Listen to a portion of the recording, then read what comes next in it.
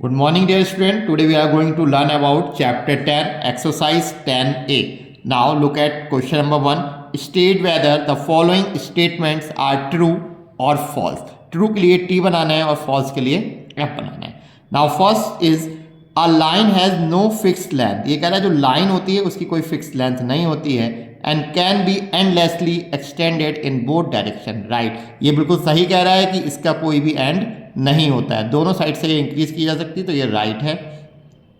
अ रे is a part of line segment.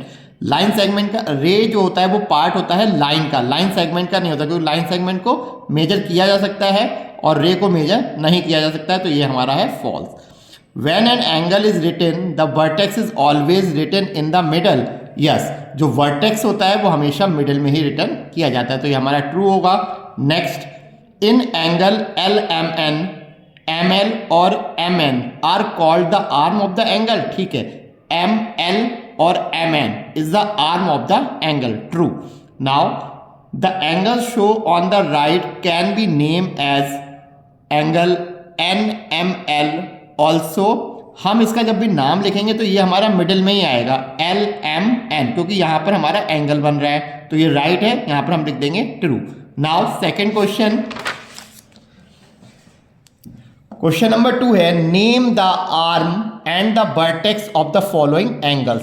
हमें यहाँ पर कुछ एंगल्स बने हुए हैं, इनके हमें आर्म्स और वर्टेक्स लिखने हैं.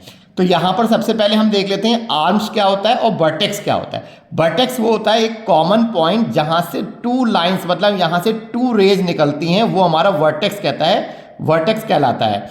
जो हमारा कॉमन पॉइंट होता है दोनों रेज का, जैसे कि यहाँ पर अब मैं देख लेता हूँ, यहाँ पर लिखा है आर्म. आर्म क्या होंगी, ये देखिए Q से एक आर्म निकल रही है P और Q से एक आर्म निकल रही है R.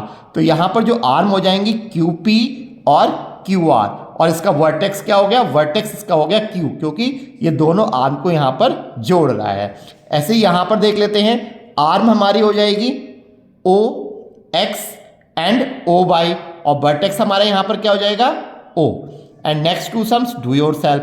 And question number 3, right the name of the following angles. हमें इस एंगल का नेम लिखना है. तो आप देखिए एंगल हमारा ये बीच में बन रहा है, तो जो हमारा ए होगा वो हमेशा मिडिल में आएगा, तो हम यहाँ पे लिखेंगे एंगल PAJ. एंड इसको हम सेकंड वे में लिख सकते हैं एंगल JAP. तो यहाँ पर एक कॉमन चीज क्या है कि जो हमारा ए है, ए पर हमारा एंगल बन रहा है, तो ए हमारा हमेशा मिडिल में ही होना चाहिए. Thanks. Next sums, do yourself in your copy.